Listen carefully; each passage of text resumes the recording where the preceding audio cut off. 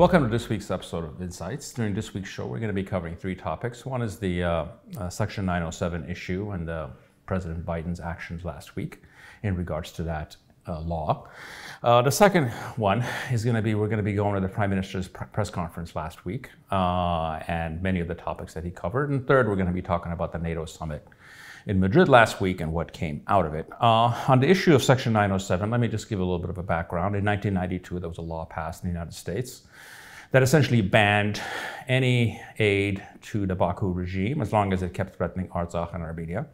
And that law stayed in effect until 2001, during which, after the 9/11 attack, the political establishment, more specifically the military establishment and the foreign policy one, used that as an excuse to get rid of that law and essentially gave the president power to waive that law if it suits U.S. national security interests. And every president since that time has done so every year, and I would suspect that they will do so moving into the future.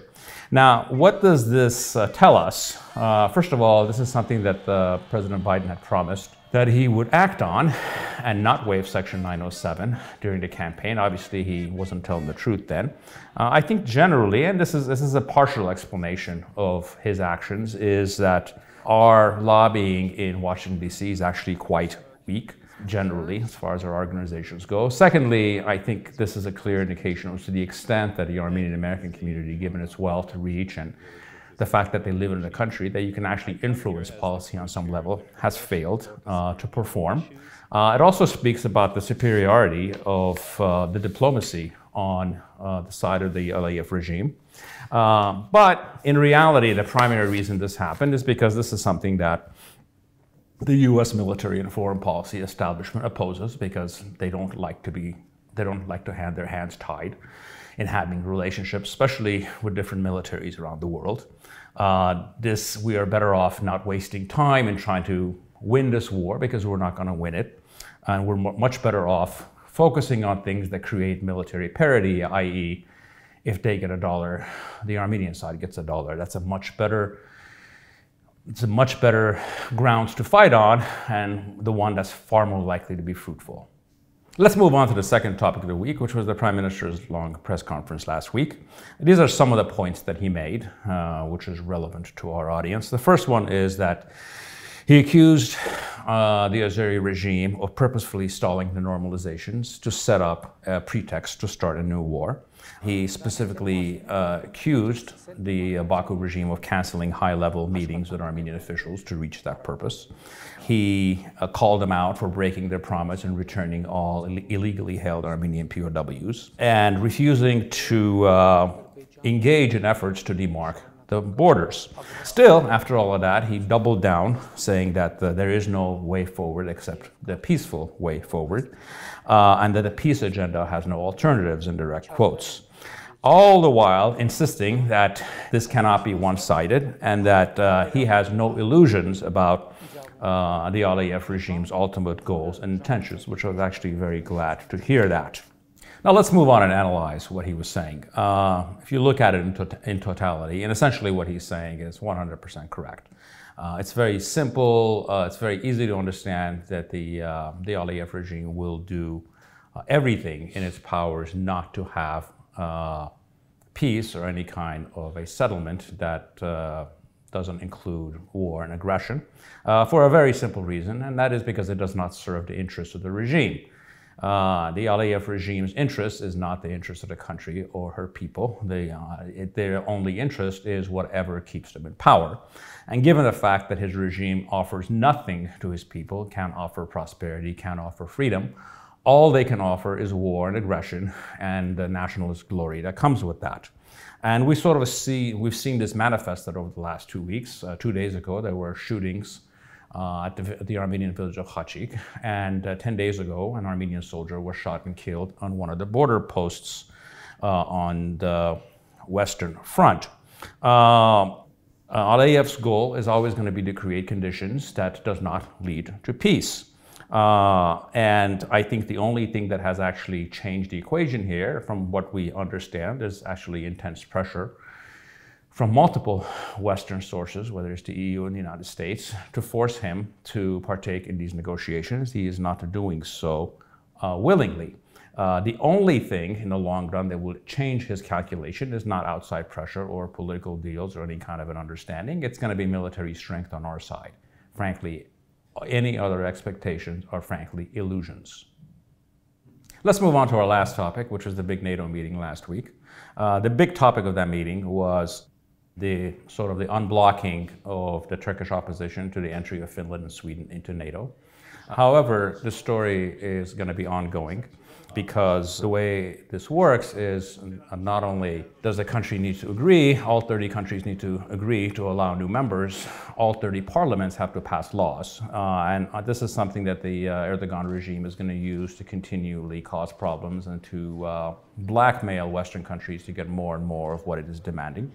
The background of their opposition, which is farcical in nature, was that Finland and Sweden support terrorism, which last I checked, those countries have not been involved in terrorism since the time of the Vikings.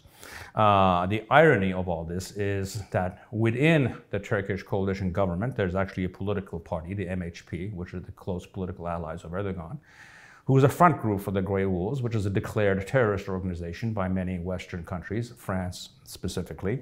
So here you have a country that actually has terrorist groups in its governing coalition, blocking Sweden and Finland, of all things, of all countries, for supporting terrorism.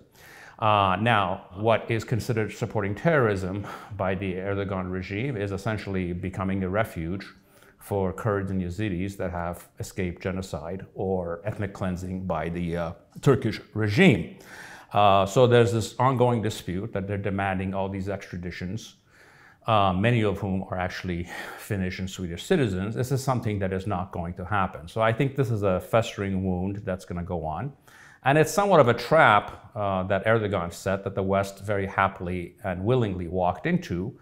However, like in politics, some of the most deadliest traps are the traps that you actually set for yourself. Erdoğan has set up expectations that cannot be met because those two countries are not going to extradite their nationals to Turkey to be tortured and murdered in Turkish prisons. In analyzing this, and one of the things that I've noticed is there's all these responses and these outrages by people about how the Erdoğan regime is essentially torturing two of the most fundamentally decent countries in the world over ridiculous things. And how is it possible that this League of Western Democracies has a country like Erdogan's Turkey as a member, which is obviously not a democracy, doesn't respect human rights, and quote unquote, none of the Western values. And I think these questions and charges are rather naive because I think they misunderstand the uses of the Turkish regime, the governmental system, for NATO. The value, none of those things, none of those negatives are actually demerits. And that's the reason that Turkey gets away with murder. They can support ISIS while the West is fighting it, attack multiple countries, threaten Greece, threaten Cyprus, because in fact, those things are the proof of their usefulness, not a problem. To put it in layman's terms, to understand the uses of the Turkish regime for the West and NATO specifically, is to think of them as sort of your wayward, criminalized cousin that is in and out of jail. He's not particularly useful. You don't want him around in respectable circles. But if you're ever in a dispute with your neighbors and you want to scare them, you bring them out. Now, they're not particularly useful on that ground either. However, the fact that they're irrational and they are violent can be quite useful. So I think these people who expect the West to sort of walk away from Turkey because of its criminal behavior really are rather naive and don't understand how things work in the bigger scheme of things. In conclusion, I must say there's actually something quite delicious about this, watching especially the man who runs NATO, who's a particularly pitiful character, bending all over themselves to please Erdogan. All I can say is I think what I hope that they learn in full terms over the next 5 or 6 months is if you lie with dogs like Erdogan, you're bound to wake up with fleas. Thank you for joining me in this week's episode of Insights.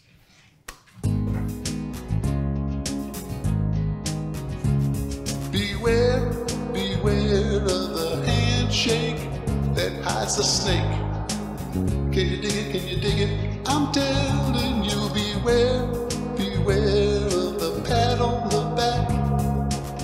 It just might hold you back.